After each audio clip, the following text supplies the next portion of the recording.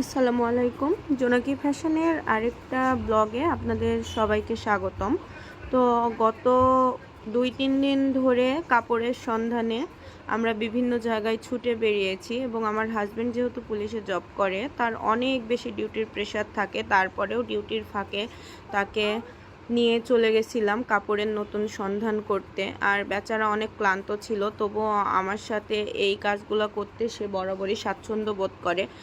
ঢাকার রাস্তায় চলাফেরা করা আসলে যে কতটা কষ্টকর সবাই জানেন। অনেক জ্যাম ঠেলে আমরা একদম অথেন্টিক কাপড়ের সন্ধানে চলে গিয়েছিলাম সরাসরি ইম্পোর্টারদের কাছে। আর সেখানে যে নতুন নতুন অনেক কাপড় লঞ্চ করছে, যেগুলো আপনাদের জন্য আমরা পারচেস করেছি এবং খুব শীঘ্রই আমাদের পেজে নতুন যেই কালেকশনগুলো আসতে চলেছে সেগুলো একদম আপডেটেড এবং হাই কোয়ালিটির ফেব্রিক্সের নতুন কিছু আসতে চলেছে।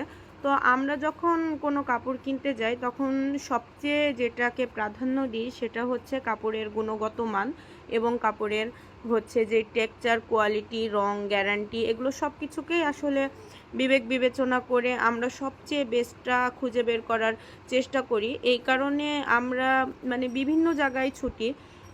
কাপড় কেনাটা যে কতটা কষ্টসাধ্য আসলে কাপড় কিনতে না গেলে বোঝা যায় না। আর কাপড় যেটা আসলে আমি চাই, যে কোয়ালিটির চাই, সেটা যদি মন মতো না হয় তাহলে আসলে সারা দিন ধরেই কাপড় খুঁজতেই থাকি, কিন্তু কোয়ালিটি পছন্দ না হলে আমি পারচেস করি না। বরাবর আমি এই টাইপেই বিশ্বাসী এবং এইভাবেই কাপড়গুলা পারচেস করে থাকি। তো আমি আর আমার হাজব্যান্ড মিলে একটা কাপড় খুঁজছিলাম, একটা বিদেশি ব্র্যান্ডের ব্লেজার দেখেছিলাম, যেটা আমার বিশ্বাস যে আমি সেই কোয়ালিটির প্রোডাক্ট আপনাদের খুবই কম সাশ্রয়ী মূল্যের মধ্যে প্রোভাইড করতে পারবো। তো কাপড় খুঁজতে খুঁজতে প্রায় 3টা থেকে রাত 8টা পর্যন্ত আমরা 5 থেকে 6 ঘন্টার মতো কাপড় খুঁজেছি, কিন্তু কোয়ালিটিটা মিলছিল না দেখে আমরা বিভিন্ন জায়গায় ঘুরে ঘুরে ঘুরে একেবারে হতাশ হয়ে গেছিলাম। ঠিক সেই সময়ই আমরা সেই টাইপের কাপড়টা খুঁজে পাই এবং আমাদের সারাটা দিন অনেক পরিশ্রম গেছে শুধুমাত্র এই কাপড়টা খোঁজার জন্য।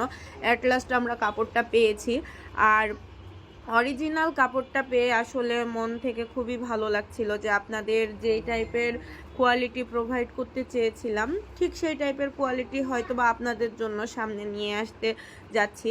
আর সবচেয়ে বড় বিষয় হচ্ছে, কাপড় যখন কিনতে যাই তখন কিন্তু আসলে এক ধরনের মন মানসিকতা নিয়ে যায়, কিন্তু কাপড় কিনতে যাওয়ার সময় কিংবা কোয়ালিটি চেক করার সময় আসলে তার চেয়েও হায়ার লেভেল কিংবা আপগ্রেড চিন্তা করতে হয়।